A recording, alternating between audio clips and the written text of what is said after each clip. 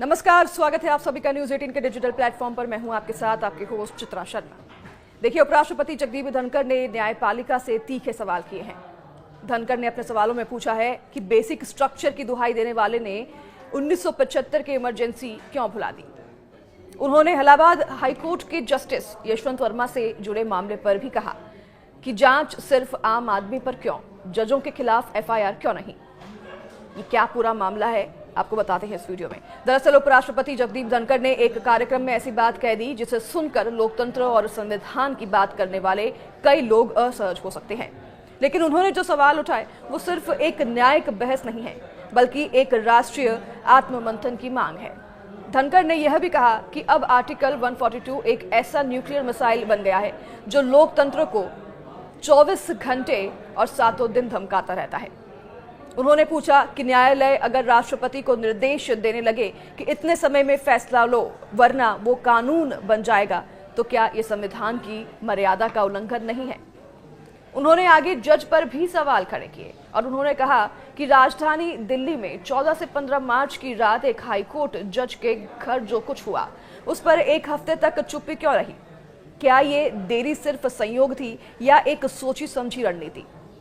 धनखड़ आगे कहते हैं कि अगर ये घटना किसी आम नागरिक के घर होती तो एफआईआर दर्ज हो जाती, जांच शुरू हो जाती, सबूत सुरक्षित रखे जाते। लेकिन जब बात एक न्यायाधीश की होती है तब नियम बदल जाते हैं।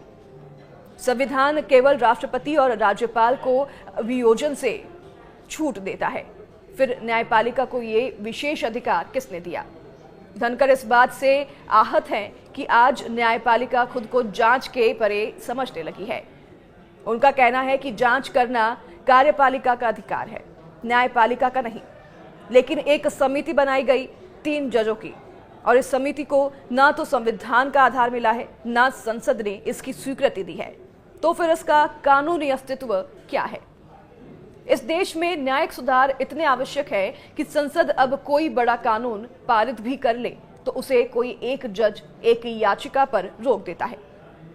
उपराष्ट्रपति ने 1975 की इमरजेंसी का हवाला देते हुए कहा कि आप आज बेसिक स्ट्रक्चर सिद्धांत की पूजा कर रहे हैं, लेकिन क्या 1975 में जब देश पर आपातकाल थोप दिया गया था तब इस सिद्धांत ने कोई सुरक्षा दी।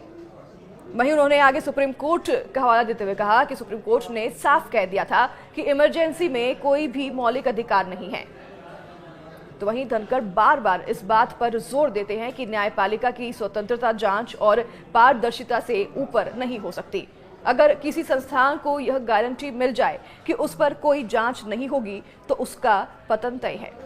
उन्होंने साफ कहा है कि कार्यपालिका जनता के प्रति जवाबदेह होती है, चुनावों में, संसद में। लेकिन अगर कार्यपालिका का काम न्यायपालिका करने लगे तो सवाल किससे पूछे, जवाबदेही किसकी हो।